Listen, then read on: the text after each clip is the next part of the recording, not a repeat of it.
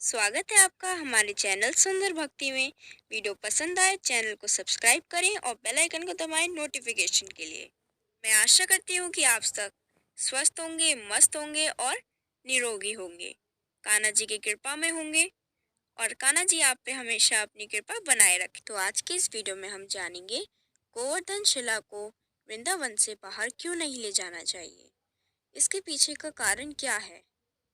मैंने बहुत लोग ऐसे देखे हैं जो वृंदावन मतलब गोवर्धन की परिक्रमा करते करते गोवर्धन की शिला भी उठा लेते हैं। ये असल में गलत है। आपको गोवर्धन की शिला को वृंदावन से बाहर नहीं ले जाना चाहिए। क्या इसके पीछे का कारण है, आज की इस वीडियो में हम यही जानेंगे। अगर आप भी किसी को गोवर्धन शिला को ऐसे उठाते हुए देखें और अपने घर में ले जाते हुए देखें तो ऐसे ना करें और उन लोगों को भी रोकें जो ऐसा कर रहे हैं। बहुत लोग सोचते हैं कि चलो ये एक पत्थर ही तो है, ले चलते हैं, ये वृंदावन का पत्थर के नाम से हो जाएगा और अपने घर पे पूजा करेंगे। पर ऐसा नहीं करना चाहिए।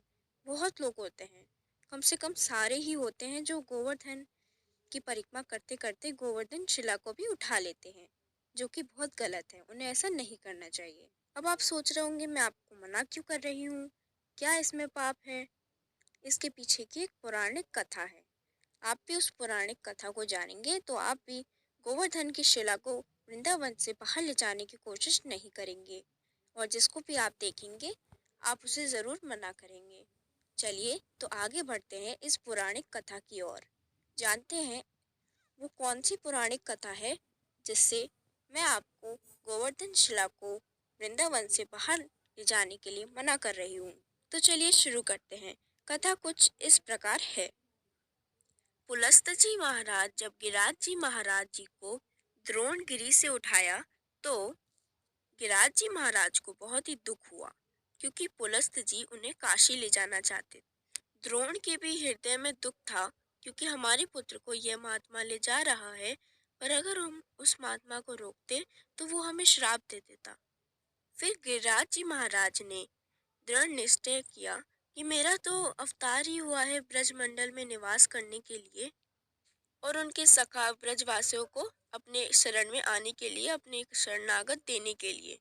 ये महात्मा अपने तपोबल से मेरे को ले जाएगा, ये बहुत अच्छा नहीं है। गिरिराज जी महाराज ने विचार किया और फिर पुलस्त जी से कहा कि मैं आपके साथ चलने के लिए तैयार हूँ, लेकिन जहाँ आप मुझे रख देंगे वहां से मैं उठूंगा नहीं, चाहे आप कितना भी तपोबल लगा लें। और फिर पुलस्त जी महाराज ने कहा कि हम तुम्हें कहीं रखेंगे ही नहीं, हम काशी तक, ब्रज से काशी तक जा रहे हैं और बीच में हम तुम्हें कहीं रखेंगे ही नहीं, इसमें विचार क्या। फिर चलते चलते तो पुलस्त जी महाराज को ये ध्यान ही नहीं रहा कि गिरिराज जी महाराज को कहीं रखना नहीं है। अगर उनको गलती से भी किसी ने रख दिया तो वो वहीं पे, तो वो वहां से हिलेंगे नहीं, वो वहीं पे विराजमान हो जाएंगे। वो तो ये बात भूल ही गए। चलते चलते उनने गलती से गिरिराज जी को ही दिया।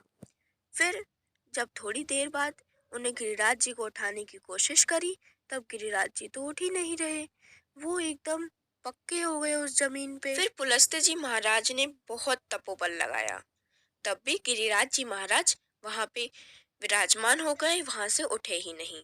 फिर पुलस्त जी महाराज इतने व्यस्त थे कि उनको ये ध्यान ही नहीं था, इतने मग्न थे कि उनको ये ध्यान ही नहीं था कि गिरिराज जी महाराज ने हमसे कहा था कि जहाँ पे भी रख दिया हम वहीं पे विराजमान हो जाएंगे।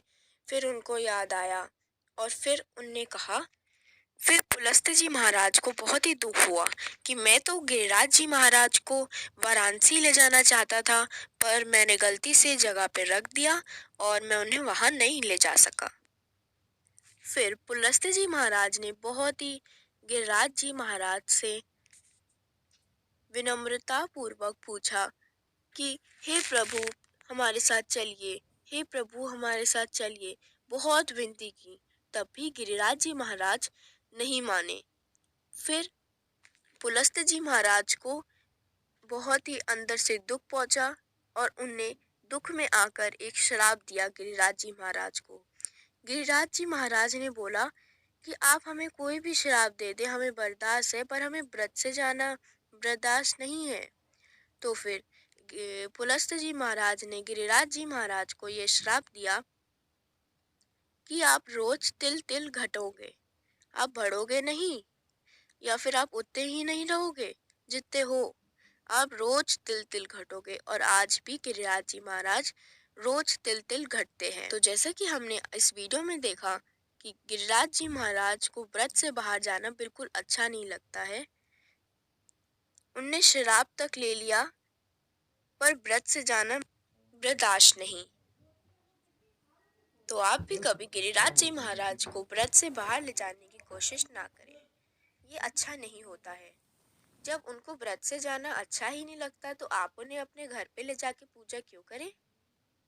बहुत लोग सोचते हैं कि हम गिरिराज जी महाराज की पूजा करेंगे घर पे ले जाके, और उनकी देखभाल भी करेंगे और उनकी पूजा भी करेंगे, पर नहीं, ऐसा नहीं करें। गिरिराज जी महाराज ने जब खुद बोला है कि उन्हें व्रत से जाना अच्छा नहीं लगता है और उन्हें ये पूरी लीला रचाई, तो उसके पीछे भी यही कारण है कि आप में से कोई गिरिराज जी महाराज को ब्रजमंडल से बाहर अपने साथ अपने घर पे ना ले जाइए, अपने साथ अपने घर पे ना ले जाके पूजिए। आप बस गोवर्धन जा सकते हैं और उनकी वहीं पे पूजा करें, ये अच्छा माना जाता है। और अगर आप अपने घर पे गिरिराज जी महाराज को रखते हैं तो ये बिल्कुल भी अच्छा नहीं है। और अगर आप पहले से नहीं जानते थे और आप गिरिराज जी महाराज को ले आए हो, तो आप गिरिराज जी महाराज को वापस वहाँ पे जाके रख दीजिए। इसमें ही गिरिराज जी महाराज की भलाई होगी, क्योंकि उन्हें व्रत से बाहर जाना अच्छा नहीं लगता है। तो चलिए, आज की वीडियो यहीं पे समाप्त हुई। और अगर आपको मेरी वीडियो में मेरे से कोई भी शब्द जो आपको बुरा लग गया तो उसके लिए मैं माफ़ी चाहती हूँ, और मेरा कोई भी शब्द आपको अच्छा लग गया तो उसके लिए आप मेरे चैनल को सब्सक्राइब करें, लाइक करें, शेयर करें, और इसे ज़्यादा से ज़्यादा लोगों पे शेयर करें, क्योंकि वो भी जान सकें कि गिरिराज जी महाराज को ब्रजमंडल से बाहर नहीं ले जाना चाहिए, ये शुभ नहीं होता है। क्योंकि अक्सर मैंने देखा है कि गिरिराज जी महाराज को ब्रजमंडल से बाहर ले जाके उन्हें घर पे पूजते हैं। नहीं, आपको गिरिराज जी महाराज की सेवा करनी है तो उन्हें ब्रजमंडल में ही जाके करें, उनकी पूजा करें। तो चलिए, आज की वीडियो समाप्त करते हैं, और मेरे चैनल को सब्सक्राइब, लाइक, शेयर ज़रूर करें अगर आपको मेरी वीडियो पसंद आई तभी।